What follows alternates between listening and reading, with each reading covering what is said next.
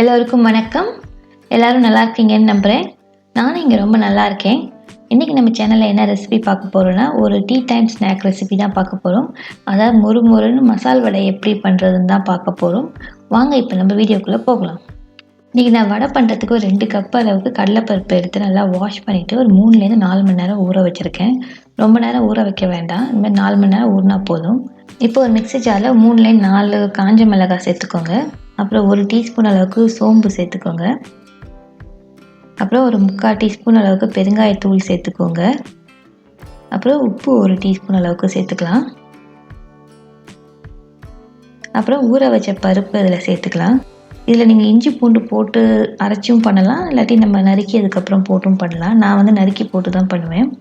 இப்போ இதை நல்லா கொரன்னு அரைச்சி எடுத்துக்கலாம். ஒன்றும் பாதியமாக இருந்தால் நல்லாயிருக்கும்.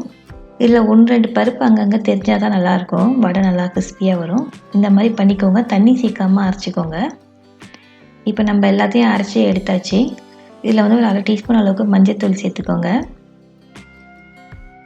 ஒரு துண்டு இஞ்சி நல்லா பொடியாக நறுக்கி இதில் சேர்த்துக்கோங்க.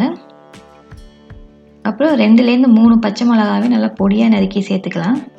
அப்புறம் 2 இனுக்கு கருவேப்பிலையும் நல்லா பொடியாக நறுக்கிட்டு சேர்த்துக்கோங்க. அப்புறம் பூண்டு ஒரு 5லேருந்து 6 பல் தோலோடு நல்லா நசுக்கி சேர்த்துக்கோங்க. இது நல்லா வாசனையாக நல்லாயிருக்கும். கொஞ்சம் பொடியாக நறுக்கின கொத்தமல்லி சேர்த்துக்கலாம். அப்புறம் கொஞ்சம் பொடியாக நறுக்கின வெங்காயம் சேர்த்துக்கலாம். சேர்த்துட்டு இது எல்லாத்தையும் மிக்ஸ் பண்ணி விட்டுடுங்க. உப்பு செக் பண்ணி பாருங்கள். உப்பு பத்தலைன்னா உப்பு போட்டுக்கோங்க. இப்போ நம்மளோட வடை மாவு ரெடி ஆகிட்டுது. இப்போ வடை பண்ண ஆரம்பிச்சிடலாம். இப்போ மாவுலேருந்து ஒரு சின்ன எலுமிச்சை சைஸ் அளவுக்கு மாவு எடுத்து உருட்டிக்கோங்க. உருட்டிட்டு உள்ளங்கையில் வச்சு லேசாக அமுக்குங்க. ரொம்ப பட்டையாக அமுக்கிடக்கூடாது. நடுவில் கொஞ்சம் மொத்தமாகவும் சைடில் கொஞ்சம் மெலிசாகவும் இருக்கிற மாதிரி அமுக்கிக்கோங்க. இந்த மாதிரி பண்ணிக்கோங்க. அப்போ தான் வடை நல்லாயிருக்கும். பட்டையாக பண்ணிட்டீங்கன்னா வடை நல்லா கிறிஸ்பியாக வராது. பாருங்கள், இந்த மாதிரி அமுக்கிக்கோங்க. பட்டையாக வைக்காமல் கையை கொஞ்சம் இப்படி குவிச்சு வச்சு அது மாதிரி அமுக்கிக்கோங்க. இப்போ நம்ம சூடாக இருக்க எண்ணெயில் போட்டுக்கலாம். தீயை மீடியம்லேயே வச்சு பண்ணுங்கள். ரொம்ப ஹையில் வச்சிங்கன்னா வெளியில் வெந்துடும், உள்ளே வேகாமல் இருக்கும். இப்போ எல்லா வடையும் சேர்த்தாச்சு. ஒரு 2லேருந்து 3 நிமிஷம் வேக விடுங்க. வேக விட்டுட்டு இப்போ திருப்பி விட்டுடலாம். இப்போ திருப்பி விட்டு இன்னும் ஒரு 2-3 நிமிஷம் வேக விடுங்க. பருப்பு வடை இருக்கிறதுனால இது கொஞ்சம் டைம் எடுத்து தான் வேகும். கொஞ்சம் மெதுவான தீயில வச்சு நல்லா பொரிச்சு எடுத்துக்கோங்க. இப்போ நல்லா செவந்து வந்துட்டுது. நம்மளோட வடையும் நல்லா பொரிஞ்சிட்டுது. இப்போ நம்ம எண்ணெயிலேருந்து வடிகட்டிடலாம். இப்போ நம்மளோட கிறிஸ்பியான மசால் வடை ரெடி ஆகிட்டுது. இதை ஒரு பிளேட்டில் மாற்றிடலாம். ஒரு பேப்பர் போட்ட பிளேட்டில் மாற்றிக்கோங்க. ஏதாவது எக்ஸஸ் ஆயில் இருந்தால் கூட அது உறிஞ்சிக்கும். இப்போ அதே மாதிரி பாக்கி இருக்கிற வடையெல்லாமல் நம்ம பொரித்து எடுத்துடலாம். இதை ஒரு டீ கூட சாப்பிட்டிங்கன்னா ஈவினிங் ஸ்நாக்காக நல்லாயிருக்கும்.